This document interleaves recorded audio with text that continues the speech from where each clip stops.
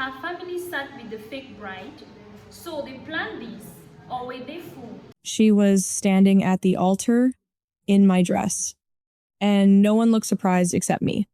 I was at my own wedding, frozen at the entrance, bouquet slipping from my hands as the music kept playing like everything was normal. My fiancé didn't come to me, my parents didn't move, my sister was sitting in the front row on her side, smiling like this was exactly how it was supposed to be. I whispered his name, and that's when he finally looked at me. Not shocked, not confused, annoyed. He walked halfway down the aisle, leaned in just enough so no one else could hear, and said, "Just leave." Behind him, the officiant cleared his throat and told everyone to remain seated, like I was the interruption. And the girl wearing my dress? She turned and smiled at me. For a second, I actually thought I had the wrong room. Before we continue, please hit the like button, subscribe to the channel, and turn on the notification bell for updates. That maybe there was another wedding happening in the same venue, another bride with the same dress, the same flowers, the same everything. My mind scrambled for anything that made more sense than what I was seeing. But I knew that aisle. I knew those white peonies lining the chairs. I picked them myself. I knew the song playing it was the one Ethan said reminded him of the first time we met. And that dress, my chest tightened. That dress wasn't just similar. It was mine, custom made, hand altered. The lace along the sleeves had a tiny imperfection near the wrist where I'd snagged it during the final fitting. I could see it from where I stood. She was wearing it. My dress, my wedding, my life, and everyone was just sitting there. I looked at my mother first. She always reacted first to everything good or bad, but she didn't move. Her hands were folded neatly in her lap, posture straight, expression calm, not confused, not alarmed, just composed. Like this had all gone exactly according to plan. My father wouldn't even look at me. His jaw was tight, eyes fixed straight ahead at the altar, like I didn't exist. A cold, slow feeling started creeping up my spine. I turned to my sister, Clara. She met my eyes immediately and didn't look away. That was the worst part. If she had looked confused, if she had mouthed, "What's going on?" I might have believed this was some kind of mistake. But she didn't. She gave me the smallest smile, controlled, almost satisfied, like she'd been waiting for me to see this. My grip tightened around the bouquet until I felt the stems dig into my palm. "Ethan," I said again, louder this time. A few heads turned guests in the back rows, but not in shock. More like irritation, like I was someone who showed up late to something important and didn't understand the rules. Ethan had already turned away from me, walking back toward the altar like the conversation was over, like I was already gone. "Wait," I said, my voice cracking despite how hard I tried to keep it steady. "What is this? What's going on?" He stopped, but didn't turn around right away. The pause stretched. Then slowly, he faced me again. And there was something in his expression that made my stomach drop. Not guilt. Not even indifference. It was calculation. Like he was measuring how much of a problem I was about to be. "This isn't the place," he said quietly. "You need to leave, Lena." "My name," he said my name like I was a stranger causing a scene. A ripple of murmurs moved through the room. I heard someone whisper, "Why is she here?" Another voice, sharper. I thought this was already handled. Handled. My pulse started pounding in my ears. I took a step forward. Then another. No one stopped me, but no one moved to meet me either. It was like walking into a room full of people who had already decided you didn't belong there. The girl at the altar, Mara, though I didn't know her name yet, shifted slightly, turning her body just enough to fully face me now.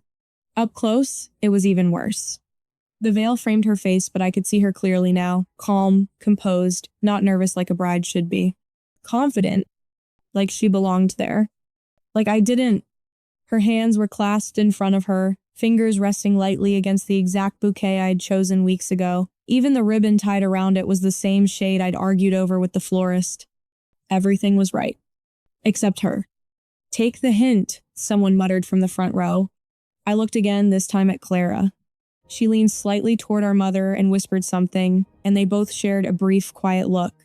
Then Clara looked back at me and said, just loud enough for me to hear, "You're making this harder than it needs to be." The words hit harder than anything else so far. Harder than Ethan telling me to leave. Harder than seeing another woman in my place. because there was no confusion in her voice. No hesitation. Only certainty. My throat felt tight, like I couldn't get enough air. "Clara," I started, but my voice came out smaller than I meant it to. She didn't respond. Didn't even pretend to. Instead, she turned her attention back to the altar. To the wedding. My wedding? Something inside me shifted then. Not loudly, not dramatically, just quietly. Like a door closing. I looked at Ethan one last time. He had already taken his place again beside her, his posture straight, his expression reset like the interruption had passed. Like I had passed. The officiant cleared his throat again. "Shall we continue?" No one objected. No one stood up. No one said my name. The music swelled slightly, filling the silence I hadn't realized had fallen. And that's when I understood something I couldn't unsee. This wasn't a mistake. This wasn't confusion. This was planned, carefully, completely. And I was the only one who didn't know. My fingers loosened around the bouquet and it slipped from my hand, hitting the floor with a soft, dull sound that somehow echoed louder than anything else. No one reacted. Not even him. I stared at it for a second, then turned. Each step toward the exit felt heavier than the last, like I was dragging something invisible behind me. No one followed. No one called out. The doors opened with a quiet creak, and the moment I stepped into the hallway, the music behind me swelled back to full volume. Like I had never been there at all. The air outside hit cold against my skin.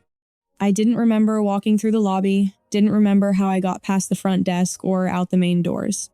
1 second, I was inside, watching my life get replaced. The next, I was standing in the parking lot, still in my wedding dress, staring at nothing. My hands were shaking. I pulled out my phone, called Ethan. Straight to voicemail. Again. Voicemail. Again. Nothing. I tried my mom. Blocked. My dad. Blocked. Clara. It rang once. Then cut. I stared at the screen, my reflection faintly visible against the glass. My makeup was still perfect, hair still pinned. I looked exactly like a bride. Just not the one they chose. A car pulled out of the lot, gravel crunching under its tires, snapping me back. This was real. All of it. And I had no idea why. 1 year later, I had 312 missed calls. Most from numbers I used to know by heart. Some I didn't recognize at all. I never answered any of them. Until the night my phone rang again, and something made me stop. The number wasn't saved, but I knew who it was. I let it ring twice.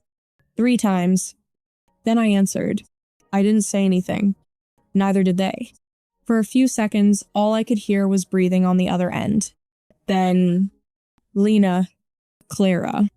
Her voice sounded different. Thinner. Uneven. "You need to know the truth about your wedding day." I closed my eyes. For a moment, I considered hanging up, letting it stay buried, untouched. But then she said something that made my grip tighten around the phone. Something that didn't fit the version of events I had spent a year trying to piece together. It wasn't supposed to happen like that. A pause. Then, quieter. "You weren't supposed to be there at all." I didn't respond to her right away. For a second, all I could hear was that sentence repeating in my head. "You weren't supposed to be there at all." Then where was I supposed to be? I asked finally, my voice steady in a way that surprised even me.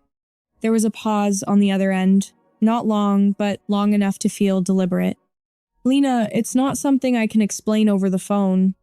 Of course it wasn't. A year of silence. 312 missed calls. And now she wanted to be careful. "No," I said quietly. "You don't get to control this now. You tell me or I hang up." Her breathing hitched slightly. I could picture her doing that thing she always did when she was cornered, pressing her lips together, buying time. "It started before the wedding," she said. "Weeks before." That wasn't new. I already knew that much. What started? I pushed. Another pause. But instead of answering, she said, "Do you remember the final dress fitting?" And just like that, I was back there. The boutique smelled faintly of fabric, starch, and perfume. I'd stood in front of the mirror while the seamstress adjusted the sleeves, pinning the lace carefully along my wrists. Clara had been there too, hovering, answering questions that weren't directed at her, making decisions I didn't remember asking her to make. It needs to be perfect, she'd said at one point, smoothing the fabric over my waist. Everything has to be exactly right. At the time, I thought she was just being her, controlling, particular. It wasn't new. I remember, I said slowly. Clara exhaled. You left early that day. I had a meeting, I said. You stayed to handle the final adjustments. I didn't just stay, she said.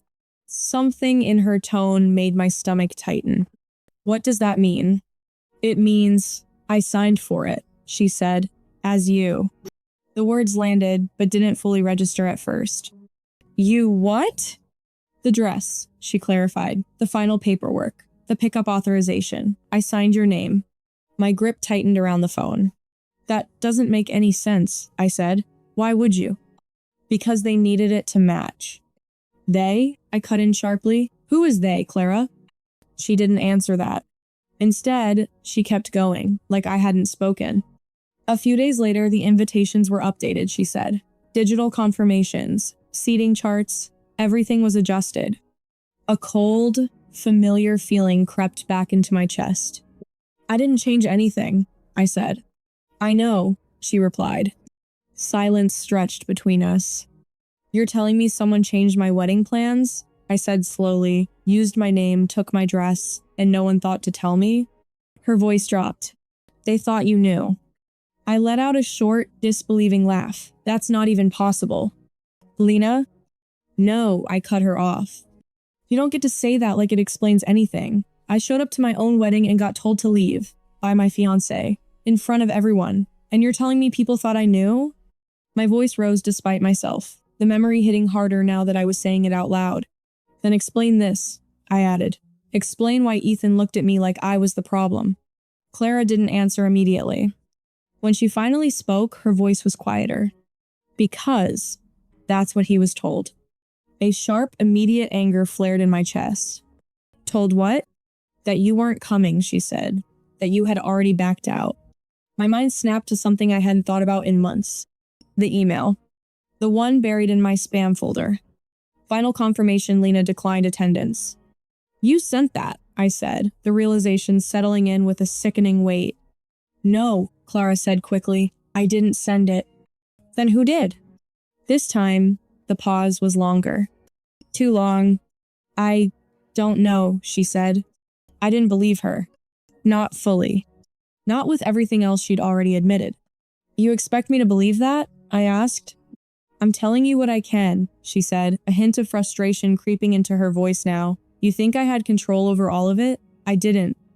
That word again. All of it. Meaning there was more. Then start making sense, I said, my voice dropping, because right now it sounds like you helped replace me at my own wedding and you're pretending you don't know why. Her breathing sharpened. I didn't replace you, she said. The denial came too fast. Too defensive. Then what do you call it? I asked. Silence. And in that silence, I could feel something shifting, like she was deciding how much to tell me, or how much to keep hidden. When she finally spoke again, her voice had changed. Lower, more careful. They needed someone else in your place, she said. My stomach dropped. Who needed? I can't say that yet, she cut in quickly. Not over the phone. Of course. Always just enough to keep me hooked. Then why call me at all? I demanded. Another pause. And then, because you're asking the wrong question. My grip tightened again. What does that mean? It's not just about who took your place, she said. It's about why you were removed. The words hung there, heavy and deliberate. Removed. Not replaced. Not mistaken. Removed. Before I could respond, before I could push her further, the line went quiet. Clara? I said. Nothing. Clara, don't do this. The call ended. I stared at my phone, the screen reflecting back my own expression, tight, focused, no longer confused. Because for the first time since that day, something was starting to make sense. And it was worse than I thought. Because if I wasn't meant to be at my own wedding, then where was I supposed to be? And who made that decision for me? I didn't wait for Claire to call back. The next morning, I was already standing outside the bridal boutique. Same glass windows, same soft white displays. Nothing about it had changed. Which made it worse. Because something had changed, I just hadn't seen it at the time. The bell above the door chimed as I stepped inside. The woman at the front desk looked up, her polite smile forming automatically until she recognized me. It faltered. Just for a second. "Hi," I said, keeping my voice even. "I had a fitting here last year, Lena Voss." Her hesitation was subtle, but it was there. "I remember," she said carefully. Of course she did. I was the bride who showed up and didn't become one. "I need to ask you something," I said, "about my dress." That was enough to shift her posture completely. Professional. Guarded. "I'm not sure what information I can share." "You handed my dress to someone who wasn't me," I cut in, "so I think we're past that." A flicker of discomfort crossed her face. Then she exhaled and gestured toward the back. "Let's talk somewhere private." We sat across from each other in a small consultation room. Same place I'd stood during my final fitting. Same mirror. I didn't look at it. "Your sister picked up the dress?" she said finally. No hesitation this time. She signed the release forms. Same name, same ID at least. That's what was presented. "She used my name," I said. "Yes." "And no one thought that was a problem?" Her lips pressed together. It's not uncommon for a family member to pick up on behalf of the bride, especially if authorization is given. I didn't authorize anything. She held my gaze for a moment, then looked down. "There was documentation," she said, "digitally submitted, from your email." My chest tightened. The email. "Show me," I said. She hesitated again, then turned her screen toward me. There it was. My name. My email. My signature. A clean authorization form granting pickup rights. Time-stamped 3 days before the wedding. "I didn't send this," I said. She nodded slowly. "I understand that's what you're saying. Not, I believe you. Just, I understand that's your position." "Was anyone else here?" I asked, when she picked it up. "Yes," she said. She wasn't alone. My eyes snapped to hers. "Who?" The hesitation returned. But this time, it was heavier. "There was another woman," she said. "We assumed it was you." My stomach dropped. "What do you mean?" "She matched your measurements closely," the manager continued. "Similar height, build. The veil covered most of her face during the fitting. Your sister handled most of the communication." Mara. Even before I had a name, I knew. "You did a fitting," I said slowly, "with someone else, in my dress." The manager didn't correct me. Didn't soften it. She just nodded. "Yes." The word echoed in my head louder than it should have. Because that meant this wasn't a last-minute switch. This wasn't panic. This was rehearsed. Planned down to the inch. "Did she say anything?" I asked. "The other woman." The manager thought for a moment. "Not much," she said. "She let your sister speak, but she did ask one thing." My pulse picked up. "What?" She asked if anyone would notice the difference. The room felt smaller. Tighter. "And what did you say?" I asked. The manager met my eyes again.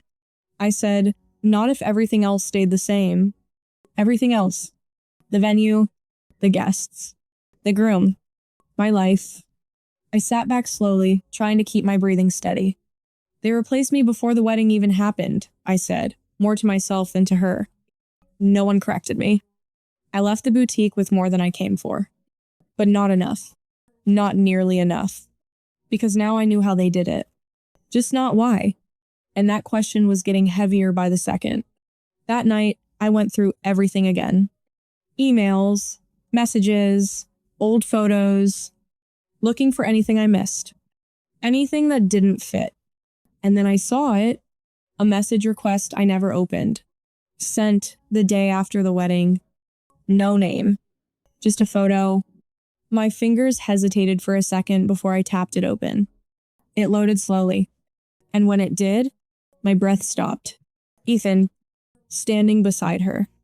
Both of them signing something. Formal, official, a document spread across a table. A marriage certificate, dated the same day as the ceremony. My ceremony. My name wasn't on it. Hers was Mara. The message beneath the photo was short. No punctuation. No explanation. Just one line. You weren't the bride that day. You were the problem they removed. I stared at it, my reflection faintly visible in the screen again. Except this time, I didn't look confused. I looked replaced. And for the first time, the thought settled in fully. Not just that they planned it, not just that they executed it, but that everyone in that room knew. I didn't wait this time. The moment Clara texted me an address, I went. No second guessing, no hesitation, just keys, door, car gone before I could talk myself out of it. Because if there was more to this, I was done hearing pieces. I needed the whole thing. The cafe was nearly empty. Late afternoon, quiet, tucked between two office buildings like it didn't want to be found. Clara was already there. Corner table, back to the wall. She looked different. Smaller, somehow. Not physically, but the way she held herself. Shoulders slightly hunched, fingers wrapped tightly around a cup she wasn't drinking from. For the first time in my life, Clara didn't look in control. She looked like she was waiting for something to go wrong. Her eyes flicked up the second I walked in. And for a brief moment, something like fear crossed her face. I didn't sit right away. I stood across from her table, staring down at her. You said I wasn't supposed to be there, I said. No greeting, no build-up, start talking. She swallowed, glancing toward the entrance behind me before looking back. Sit down, Lena. No. Her jaw tightened slightly. Please, she said, quieter now. Just sit. I didn't move for another second.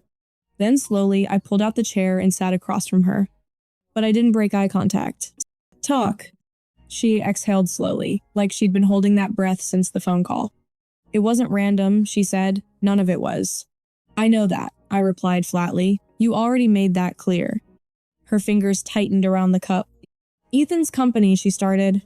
I don't care about his company, I cut in. I care about why I was erased from my own wedding. You should care, she snapped suddenly, the first flash of her old self breaking through, because that's where it started. The sharpness in her voice made me pause. Just slightly. Then explain it, I said. She held my gaze. He was in debt, she said. Not normal debt, not manageable. He was about to lose everything. I didn't respond. I just waited. She knew, Clara continued. Mara, or more accurately, her family did. There it was again. Her not random, not accidental, connected. How? I asked. Investment networks, Clara said quickly. Private funding circles, the kind of people who don't just give money away. A cold feeling settled in my stomach. And they made him an offer. I leaned back slightly. What kind of offer? Clara hesitated. Longer this time. Long enough that I could see the exact moment she debated whether to say it.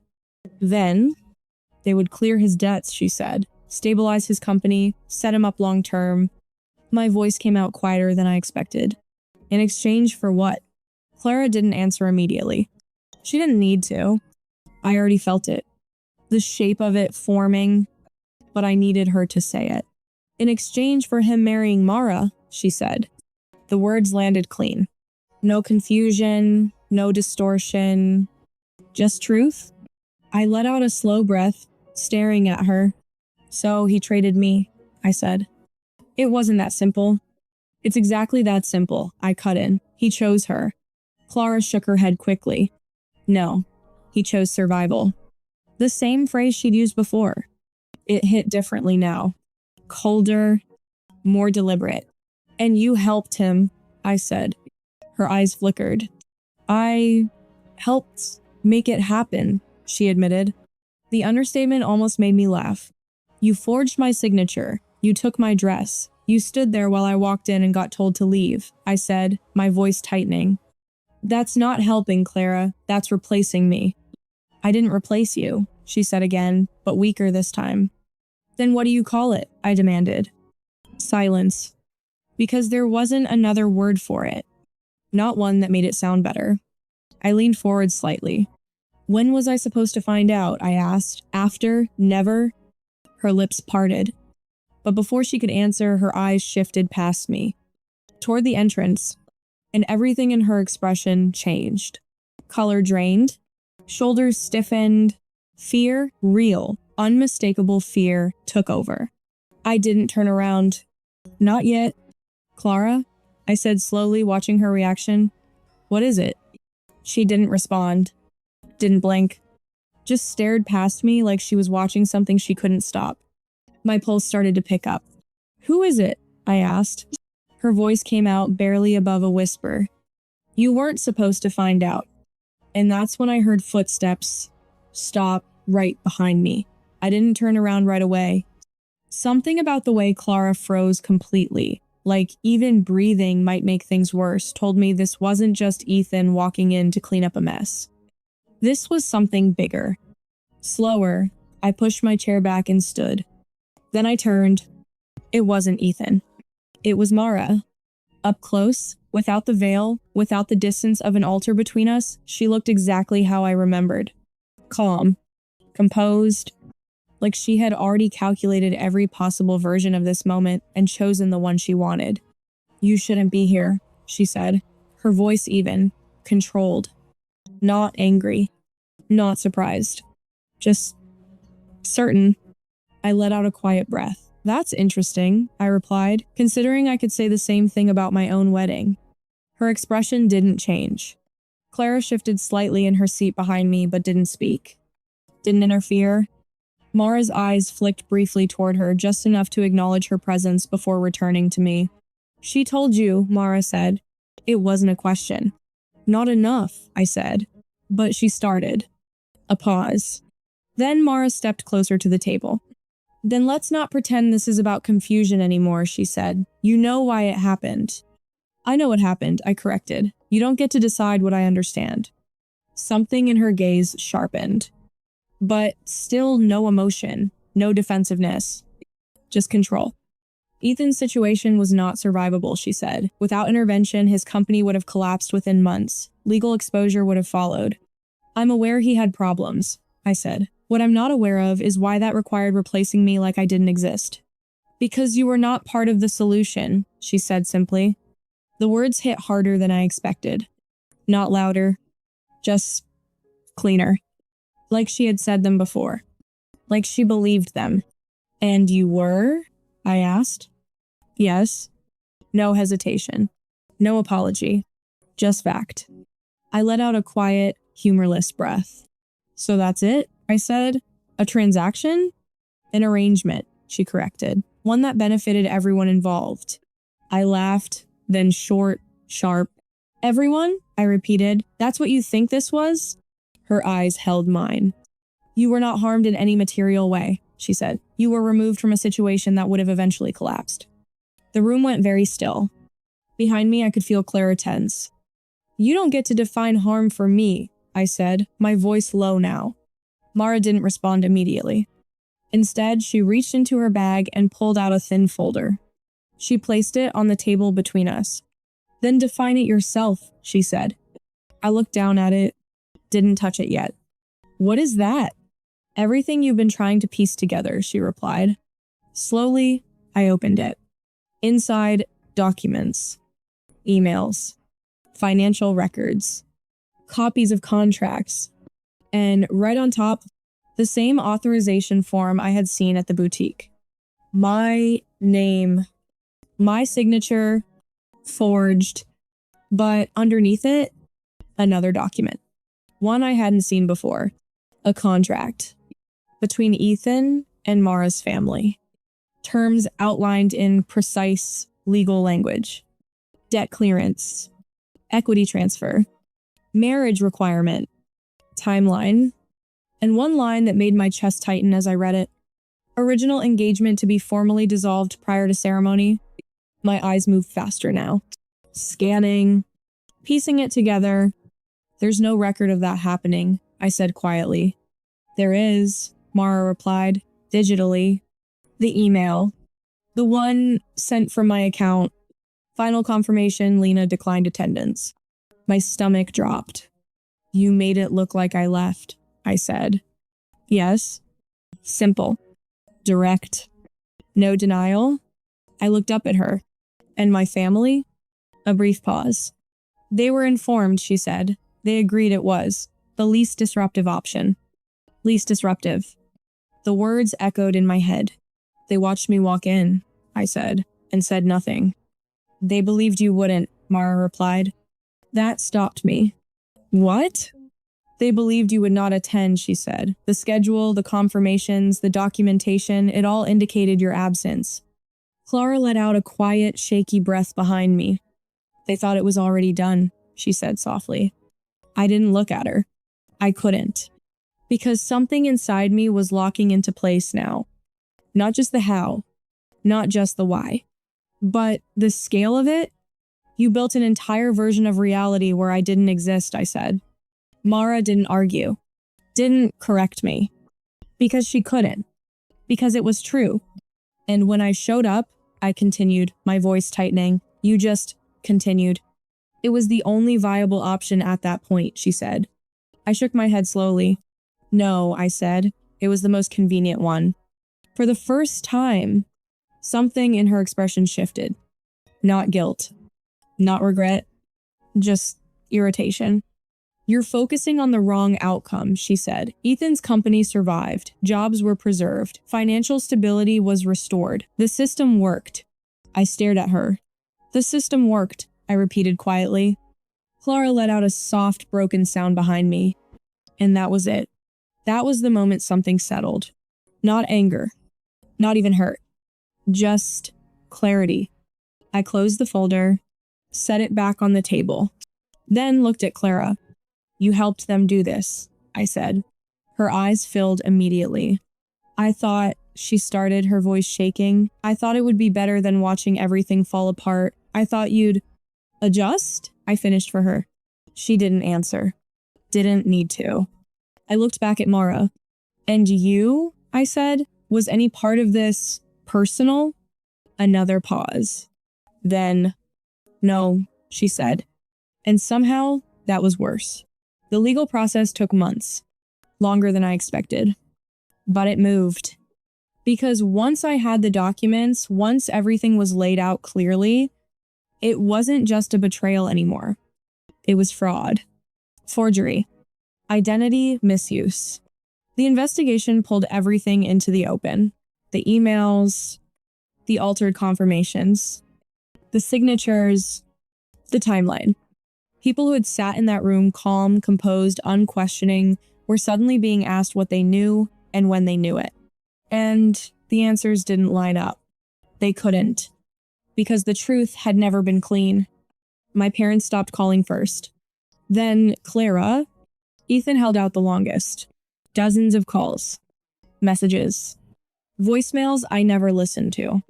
Until eventually, silence. 1 year later, I stood in a courthouse hallway. Not in a dress someone else chose. Not in a room where I didn't belong. Just standing, waiting for my name to be called. The final filings were simple. Clean. Closure rarely feels dramatic. It feels quiet. My phone buzzed once in my hand. Unknown number. I looked at it for a second, then declined the call. No hesitation this time. No curiosity. Just done. When my name was called, I stepped forward, signed what I needed to sign, and walked out. Outside, the air felt different. Not lighter. Not heavier. Just mine. For the first time in a long time, nothing about it felt controlled by someone else. No expectations. No substitutions. No quiet agreements made behind my back. Just reality. Exactly as it was. I took out my phone one last time, scrolled to Clara's contact. There was still a voicemail sitting there, unopened. I stared at it for a second, then deleted it. No second thoughts. No hesitation. Just gone. They replaced me at the altar. Built an entire world where I didn't exist. But in the end, I was the only one who walked away with the truth. If your family chose silence like this, would you forgive them or walk away forever?